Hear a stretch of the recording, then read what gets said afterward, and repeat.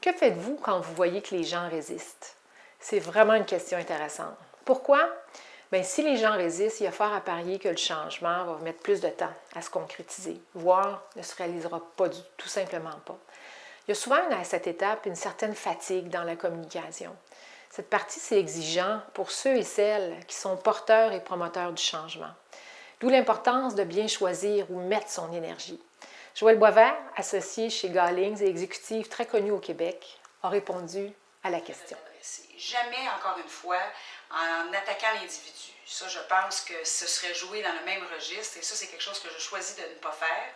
Et je pense que ceux qui ne sont pas hostiles et qui voient le comportement, je pense que les gens sont intelligents et les gens apprécient qu'on ne tombe pas dans ce que j'appelle un piège parce qu'encore une fois, l'hostilité, généralement, est un prétexte pour exprimer une incompréhension de l'objectif ou exprimer peut-être pas de la meilleure façon, une divergence par rapport à l'idée ou l'objectif qu'on veut atteindre. Alors, je pense que bien candidement, poliment, sans attaquer la personne, j'attaquerai l'hostilité en disant, peut-être en groupe, parce que c'est rendu nécessaire, que j'apprécierais que le discours se fasse dans un autre registre, dans l'objectif qu'on ait des discussions qui soient constructives pour qu'on essaie d'identifier quelles sont les problématiques et où on s'en va avec cette problématique-là.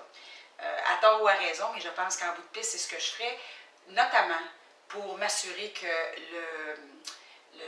l'objectif de la rencontre et de la communication que je veux faire, et surtout le reste du groupe, hein, parce que quand il y a un participant qui est hostile, ça polarise, quant à moi, des énergies vers des mauvais objectifs. Et si nécessaire, je pense que je l'adresserai. Mais pas, j'adresserai la façon dont la personne s'exprime. J'adresserai ça par opposition à la personne en restant polie, respectueuse, puis en suggérant que si des interventions doivent être faites, je voudrais que pour le bénéfice de tout le monde, elles soient faites dans un contexte constructif, puis en apportant des solutions par opposition à juste être négatif par rapport au sujet.